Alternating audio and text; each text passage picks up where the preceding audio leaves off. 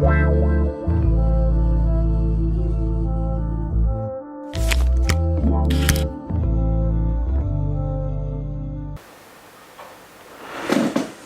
tous, aujourd'hui nous célébrons l'épiphanie du Seigneur, c'est-à-dire la manifestation de Jésus qui resplendit comme une lumière pour toutes les nations. L'étoile qui a guidé les mages à Bethléem est le symbole de cette lumière qui resplendit dans le monde et veut éclairer la vie de chacun. Il nous dit l'Évangile, vu son astre, et ils ont choisi de le suivre. Ils ont choisi de se faire guider par l'étoile de Jésus. Comme pilule, suivons Jésus qui est la lumière du monde. Dans notre vie aussi, il y a différentes étoiles de lumière qui brillent et orientent.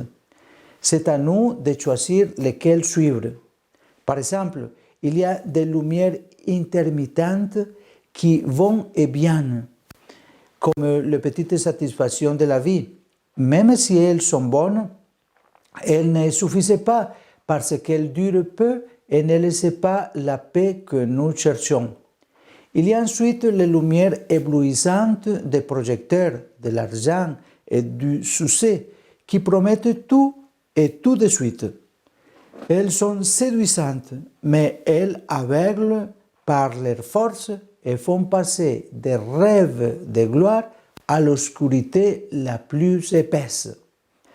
Les mages, en revanche, invitent à suivre une lumière stable, une lumière douce qui ne faiblit pas, parce qu'elle n'est pas de ce monde. Elle vient du ciel et resplendit, ou dans le cœur. Cette lumière véritable est la lumière du Seigneur. Au mieux, c'est le Seigneur lui-même. Il est notre lumière, une lumière qui n'éblouit pas, mais qui accompagne et donne une joie unique. Cette lumière est pour tous et appelle chacun. Nous pouvons ainsi entendre l'invitation de ce jour du prophète Isaïe que lui-même nous adresse au chapitre 60. De vous resplendit. Ainsi disait Isaïe prophétisant la joie de ce jour à Jérusalem. De vous resplendit. Au commencement de chaque jour, nous pouvons accueillir cette invitation. De vous resplendit. Suis aujourd'hui parmi les nombreuses étoiles filantes dans le monde l'étoile lumineuse de Jésus. En la suivant, nous aurons la joie, comme ce fut le cas pour les mages qui, à la vue de l'astre, ils se réjouirent d'une grande joie. Parce que là où est Dieu, il y a la joie. Celui qui a rencontré Jésus a fait l'expérience du miracle de la lumière qui perce les ténèbres et connaît cette lumière qui illumine et éclaire.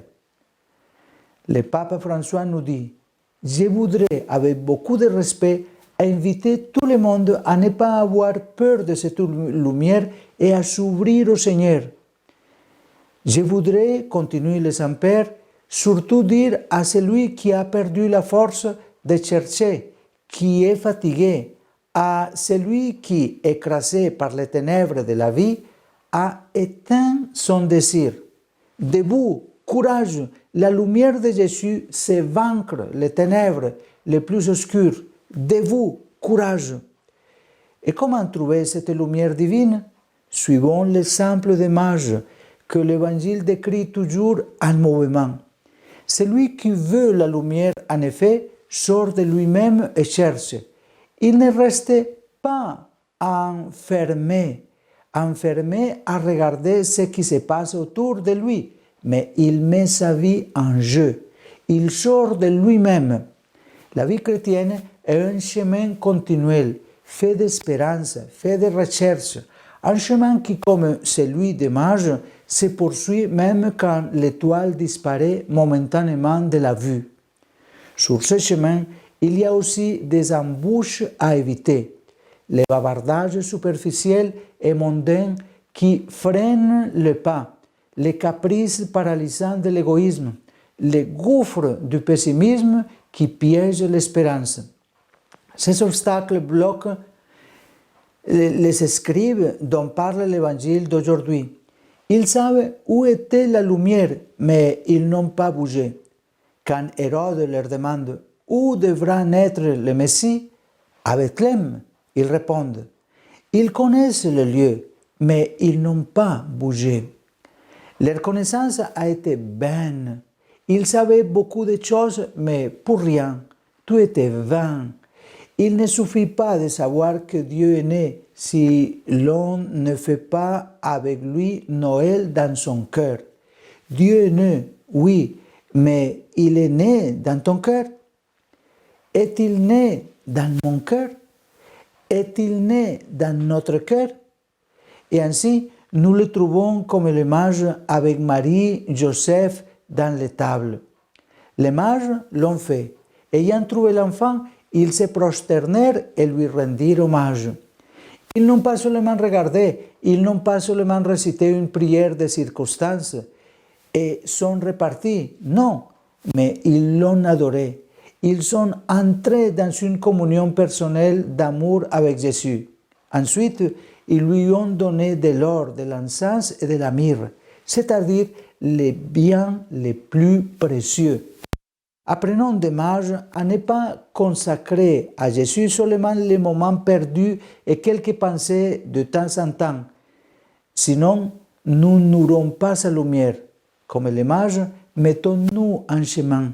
Revêtons-nous de lumière en suivant l'étoile de Jésus et adorons le Seigneur de tout notre être. Bonne journée, bonne fête de l'Épiphanie, bonne fête des rois mages.